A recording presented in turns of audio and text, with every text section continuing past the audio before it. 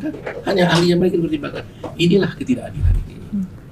Jess, kalau ditanya ke kamu, ketidakadilan itu apa sih, Jess? Kamu merasa nggak diperlakukan nggak adil? Ya pastinya, saya diperlakukan tidak adil. Jadi pada saat persidangan itu ya, itu tidak, bukan hanya saya aja, pengacara saya juga, saksi-saksi ahli di bawah pengacara saya juga, banyak yang diperlakukan tidak adil.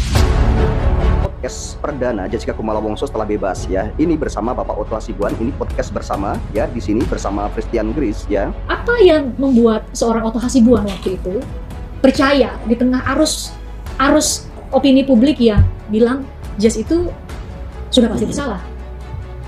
Saya punya keyakinan begini, saya tidak bisa berkata-kata Jess tidak bersalah loh, nggak cukup.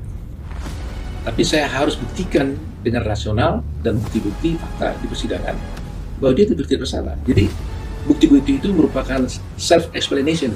Bukti itulah yang bercerita tentang ketidakbersalahannya dia. Jadi itu sebabnya setiap dakwaan itu, setiap dakwaan mereka, baik mengenai suatu perbuatan, maupun mengenai saksi, maupun mengenai ahli, semua saya counter. Dia bawa ahli kimia, saya bawa ahli kimia. Dia bawa ahli kedokteran, saya bawa ahli kedokteran. Dia bawa ahli CCTV, saya bawa ahli CCTV. Jadi tidak ada yang tidak saya counter, semua yang tercounter. Dan di saat banyak ahli yang takut ya? Iya, di saat ahli yang takut. Nah, jadi di semua argumen yang dia buat, semua saya bantai satu persatu. Yang memang melelahkan pada waktu itu, dan waktu saya pendek kan. Katakanlah, kalau mereka kan bersidang, kan sudah jauh sebelumnya mereka pelajari. Saksi-saksi mereka udah periksa, ahli udah mereka periksa. Apa yang ditanya kepada saksi dan ahli pun mereka udah tahu. Saya kan belum tahu. Saya hanya lihat di berkas dalam 1 minggu loh. Karena saya datang itu sudah dalam waktu sidang, ya Jessica. Saya tidak datang di polisi. Jadi bayangkan datang ke saya, seminggu kemudian langsung sidang. Saya harus mempelajari berkas yang cukup banyak dalam waktu 1 minggu dan harus membuat waktu itu eksepsi. Hebat ya. Nah, sebenarnya waktu eksepsi saya lakukan pertama kali itu sudah sedikit merubah, sedikit bergoyang sedikit pandangan masyarakat. Karena di situ saya sudah bisa mengalihkan bahwa sebenarnya tidak potensi Jessica melakukan itu tidak ada. Kemudian ya, makin kuat makin kuat, semua semakin ahli datang, bukti-bukti kita ajukan semakin kuat gitu. Nah, jadi kenapa masyarakat akhirnya bisa menerima bahwa Jessica tidak bersalah? Karena bukti itu bercerita sendiri. Nah, masyarakat kan pintar.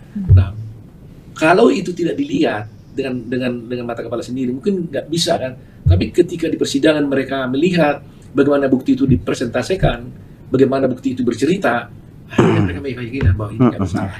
Tapi menjadi ironi Bang, saya juga ikut merasakan suasana kebatinan sidang itu, terutama kalau kita highlight ada keterangan ahli Dr. Jaya ya, yang kemudian mengejutkan, dia berani mengatakan bahwa penyebab matinya Mirna adalah natural. Kemudian kita tahu ada CCTV yang membuat kita harus sampai jam 2 pagi Bang sidangnya. Tapi ironis sekali, tidak ada satupun ahli dan saksi yang dihadirkan oleh Otto Hasibuan dan kawan-kawan yang dipertimbangkan dalam putusan pengadilan tingkat pertama. Tidak ada yang dipertimbangkan sama sekali ya teman-teman. Saya juga nonton persidangan Jessica ini tahun 2016. Ini nonton dari awal sampai akhir ya teman-teman ya. Tingkat kedua hingga kasasi Bang. Itu yang paling menjadikan. Semua ahli-ahli yang saya ajukan begitu hebat-hebat, satu pun nggak ada dipertimbangkan oleh hakim sampai di sini. Itu yang saya kecewa. Jadi sehingga menurut saya itu nggak cukup.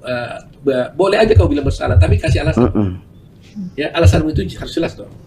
Saksi dia mengatakan begini, saksi bilang bersalah dan divonis 20 tahun, akan tetapi tidak ngasih alasan apapun ya saat saat membacakan putusan tersebut ya, tidak memberikan sebuah alasan ya, ahli-ahli yang didatangkan gitu ya, tidak dikasih alasannya kenapa sih ahli menerangkan ini gitu ya, dan ditolak keterangan ahli itu tidak ada gitu ya. Kita mengatakan begini, ahli mengatakan begini, sama sekali nggak dipertimbangkan. Bayangkan aja bahwa Mirna katanya minum racun, ya kan? Padahal 70 menit setelah dia mati itu diperiksa lambungnya tidak ada cyanida, tapi 3 hari kemudian jadi ada, ini nggak masuk akal. Bagaimana dari tiada menjadi ada setelah dia mati? Itu pengambilan sampel ya, bukan otopsi. Bukan otopsi, diambil sampelnya doang. Dari tiada menjadi ada. Biasanya dari ada menjadi tiada kan? Ada dulu di lambung, hilang setelah 3 hari. Wajar dong udah 3 hari kan? Ini enggak, dari tiada diminum kopi, 70 menit setelah itu diperiksa lambung, tidak ada. 3 hari setelah 3 harinya ada. Ini bagaimana? Bisa dijelaskan. Nah, dan oleh ahli semuanya sudah dijelaskan bahwa itu tidak bisa terjadi. Tapi nggak dipertimbangkan. Jadi kita satu pun loh Bang. Iya betul. Itu makanya kita penasaran. Bahwa hakim mau pertimbangkan dong, ya kan? Kenapa kamu tidak berani mempertimbangkan pendapat ahli ini? Itu yang saya anggap ini unfair gitu loh. Ya kan? Tapi kalau dibilang ahli ini mengatakan begini, tapi saya mengatakan begini, boleh aja dong. Hak hakim berpendapat lain kan? Ini nggak dipertimbangkan. Hanya ahli yang mereka dipertimbangkan. Inilah ketidakadilan ini. Jess, kalau ditanya ke kamu, ketidakadilan itu apa sih, Jess? Kamu merasa nggak diperlakukan nggak adil? Ya pastinya saya diperlakukan tidak adil. Jadi pada saat persidangan itu ya, itu tidak bukan hanya saya aja, pengacara saya juga, saksi-saksi ahli di bawah pengacara saya juga, banyak yang diperlakukan tidak adil. Sedih banget ya teman-teman ya. Ini Jessica bercerita seperti ini sampai sedih seperti itu ya. Tapi kamu masih tetap bertahan dengan ketidakadilan. Tapi berarti kamu sadar dong kalau waktu itu serangan, lalu tanda petik ya, serangan ya bang, serangan dalam tanda petik ke kamu itu membabi buta banget. Kamu lihat gak sih jaksa-jaksa kamu nyadar gak sih jaksa-jaksa kamu dengan tensi yang sangat tinggi, nanyain para ahli, nanyain kamu waktu itu? Iya, sadar pada saat itu terjadi ya saya ngerasa wow kok begini gitu. Tapi ya udah harus dihadapin. Saya mah apa aja harus dihadapin. Apapun yang terjadi di depan mata saya harus hadapin, udah itu aja prinsipnya. Mau saya nanti perasaannya seperti apa ya nanti dipikirin lagi. Yang penting pokoknya pada saat itu saya harus hadapin dulu. Itu luar biasa. Luar biasa. prinsip- Luar biasa ya teman-teman ya. Adakah seseorang yang seperti ini ya, kepribadiannya yang selalu dibilang punya kepribadian ganda, yang dibilang dingin ya, aduh. Selesai kalau sudah ada meeting. Tapi prinsip jas ini tuh jadi disalah persepsikan bang. Saya mau clearin itu di obrolan kita ini karena self defense mechanism jas kemudian digunakan profiling itu, tahu lah bang, tahu lah di TV jas kamu masih dalam di TV banyak banget saat lagi sidang adalah ahli pakar micro expression lah, pakar psikologi yang kemudian mencoba membaca Jessica kayak gimana. Beberapa waktu lalu saya coba ngobrol dengan Reza Indragiri bang, pakar psikolog forensik, abang juga kenal dekat dengan beliau.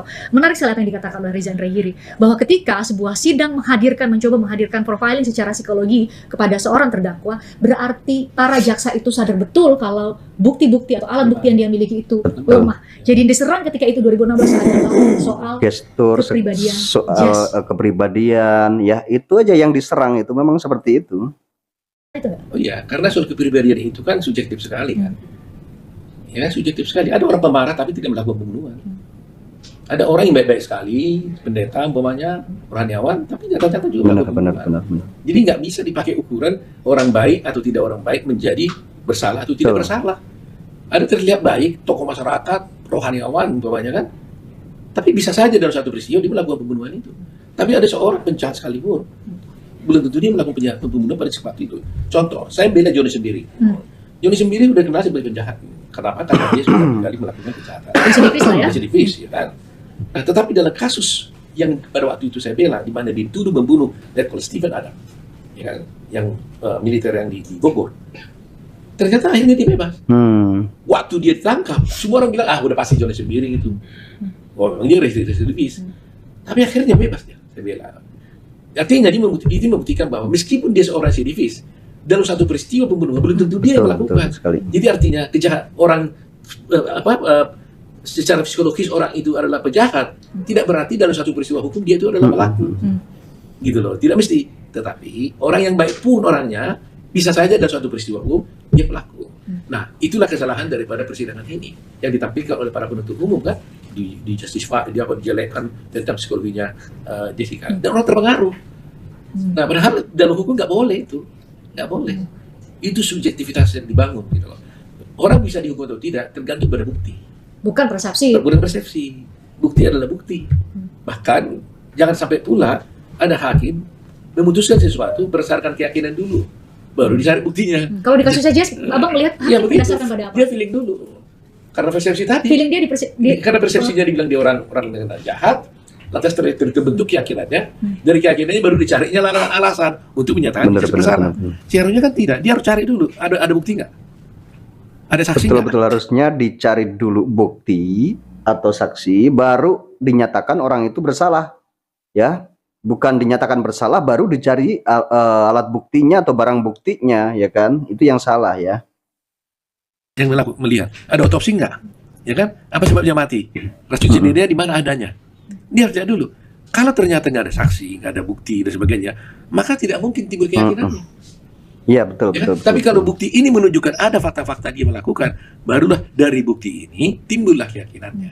Jadi keyakinan seseorang bersalah atau tidak keyakinan hakim untuk seseorang itu bersalah atau tidak boleh timbul dari angan-angan atau dari persepsi atau pikiran lain. Tapi keyakinan hakim itu hanya bisa timbul berdasarkan bukti yang sudah ada. Itu. Kalau abang highlight tadi soal bahwa abang meyakini bahwa vonis terhadap Jess itu terutama dipengaruhi oleh profiling psikologi. Kenapa saya mau highlight videogram kita, Bang? Karena saat saya dapat informasi bahwa Jess dibolehkan untuk bebas bersyarat karena remisi yang ia dapatkan begitu banyak, pertanyaan dari teman-teman rekan sejawat saya wartawan juga, kok bisa Jess keluarnya cepet banget? Padahal bukan divonis 20 tahun. Saya mau highlight itu karena kemudian proses tidak singkat. 8 tahun Jess menunjukkan bahwa Jess secara konsisten punya perilaku yang baik, punya kontribusi luar biasa sehingga mempengaruhi penilaian dari lapas dan memberikan potongan masa tahanan yang begitu banyak sehingga hari ini dia bisa duduk bersama dengan kita. Oke teman-teman, terima kasih yang sudah nonton video ini sampai selesai. Kita sambung di video saya selanjutnya.